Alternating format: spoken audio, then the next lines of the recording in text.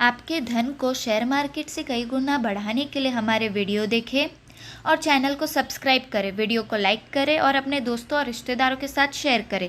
नए वीडियो के नोटिफिकेशन के लिए बेल आइकन ज़रूर दबाएं।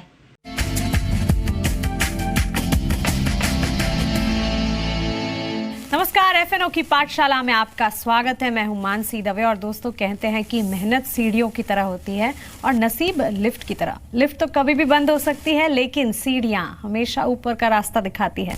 तो मेहनत कीजिए और नसीब को कोसना बंद कीजिए।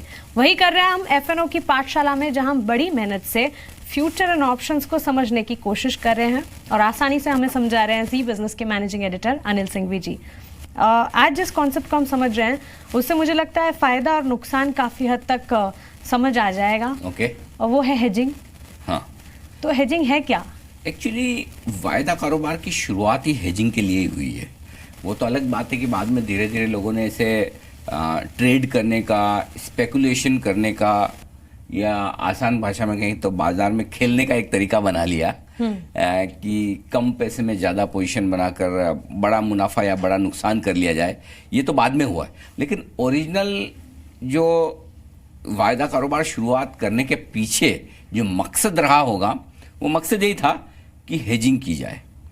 अच्छा। अब हेजिंग का मतलब ये है कि किसी भी संभावित नुकसान से अपने आप को बचाना, कि फ्यूचर में कोई ऐसा भविष्य में नुकसान हो सकता है, उस नुकसान से हम अभी से कैसे बचें, इसे हेजिंग कहते हैं। अच्छा। और नुकसान कब होगा? जब आपने कुछ निवेश कर रखा है, करेक्ट, या आपने कोई पोजीशन बना रखी है तेजी की या मंदी की, आमतौर पर तेजी की, क्योंकि एक निवेशक तेजी की पोजीशन बनाता है, निवेश करता है, शेयर खरीदता है जी। तो अगर फ्यूचर में कुछ ऐसा हो जाए जिससे मेरे निवेश पर आंच आने वाली हो या आने की संभावना रहे, तो उस नुकसान से मैं कैसे बचूं, उसे हेजिंग कहते हैं। तो मतलब हेजिंग मुनाफा नहीं है, लेकिन एक तरह से नुकसान से कैसे बचना है, हाँ, उसकी रणनीति है। हाँ, नुकसान से बचाने की रणनीति है। अब उस नुकसान से बचाने की कोशिश में थोड़ा मुनाफा हो जाए तो अच्छी बात है, हाँ, वो तो नहीं हुआ तो कोई बात नहीं। ये तरीका है, इसे हेजिंग कहते हैं। ठीक है। थोड़ा उदाहरण दूं मैं आपको। समझो आपने कुछ शेयर खरीद रखे हैं, हाँ, किसी भी शेयर का नाम ले, रिलायंस खरीद रखे हैं जी। ठीक है, आपका भरोसा है कि रिलायंस मुझे 2, 3, 5 साल रखना है, अच्छा शेयर है, मेरे पोर्टफोलियो में बढ़िया प्रॉफिट देगा।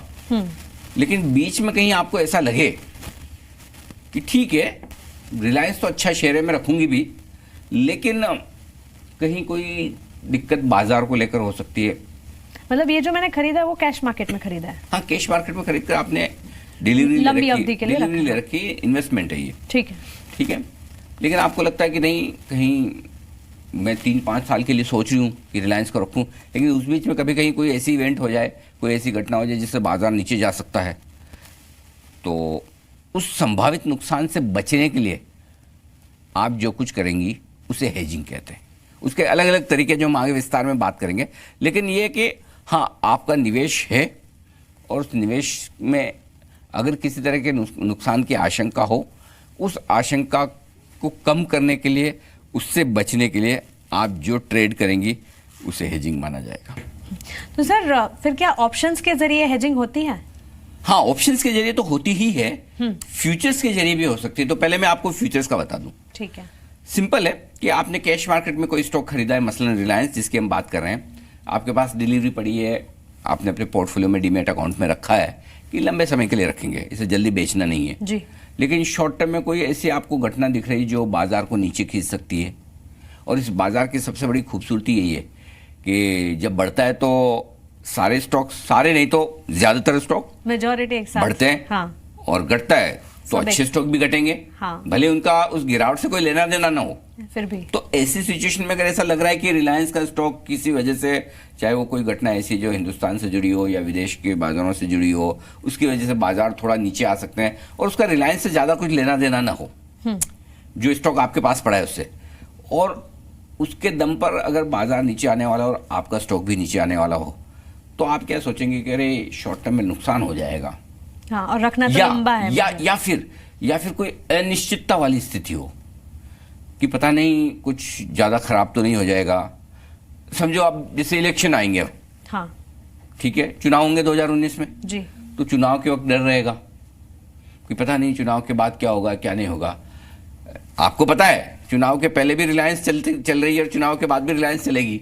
सारी कंपनियां, चुनाव आते हैं जाते हैं, लेकिन वो जो एक इवेंट है उसकी रिस्क अगर है और आपको लगता है कि वो रिस्क मुझे कम करनी है, ठीक है, तो आप एक काम ये कर सकते हैं, फ्यूचर बेच दे।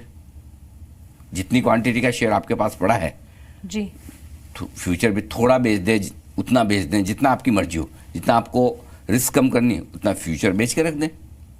ठीक है। तो मतलब कैश में मैंने खरीदा है, लंबी अवधि तक मुझे रखना है, इसलिए मैं इसके फ्यूचर बेच के रख दें, और जैसे वो इवेंट खत्म हो, आप अपने समझो आपने सोचा कि इलेक्शन के रिजल्ट ऐसे आएंगे जो हमें पसंद नहीं आएंगे बाजार को, इसीलिए आप हेजिंग कर रहे हैं जी, और वाकई में रिजल्ट खराब आते हैं और बाजार गिरे, रिलायंस भी गिरे, तो आपके सामने फ्यूचर जो बेचा हुआ है उसमें आपको मुनाफा आ जाएगा, तो बच गए हम, तो आप बच जाएंगे। और कई बार ऐसा भी हो सकता है कि आप ये सोच के बेचे कि बाद में गिरेगा, ना गिरे, ऐसा भी तो हो सकता है।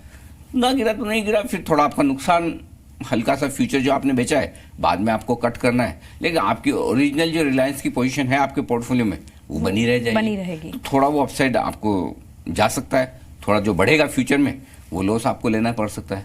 लेकिन है ये कि हेजिंग करने के बारे में सोचना है, नुकसान कम करने के बारे में सोचना है, इसमें से मुनाफा बने इसकी संभावना कम होती है। मुनाफा बनेगा तो भी कोई फायदा नहीं। कैसे कि अगर आपने रिलायंस बेच भी दिया और आपके पोर्टफोलियो में जो रिलायंस पड़ा है उसका भाव नीचे आया जी, तो भले ही आपको एक बार फ्यूचर बेचा उसमें प्रॉफिट हो रहा है, लेकिन साथ साथ आपके पोर्टफोलियो की वैल्यू भी तो घट रही है। बिल्कुल। तो हेजिंग का मतलब ये है कि आपके नुकसान की कमी है, मुनाफा बनेगा ऐसा नहीं, जरूरी नहीं है, जरूरी नहीं बनेगा, मुनाफा होगा ही नहीं होगा।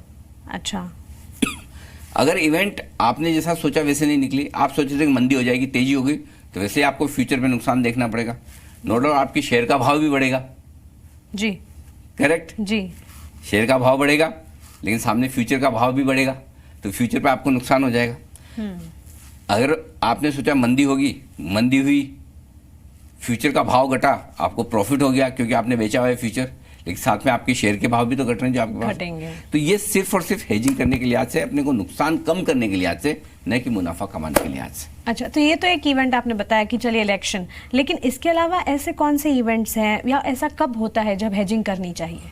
मतलब ये आपको जिस वक्त डर लगे कि बाजार गिर सकता है उस वक्त हेजिंग कर लीजिए, लेकिन मुझे मेरा शेयर बेचना नहीं है। भाई आज देखिए ना, इतने सालों से बाजार चल रहा है जी, कोई 10 रुपए वाला इन्फोसिस आज कहाँ है, हाँ। कोई HDFC, कोई TCS, इन्होंने भी तो अपनी शुरुआत 10, 20, 50 रुपए से ही की है जी।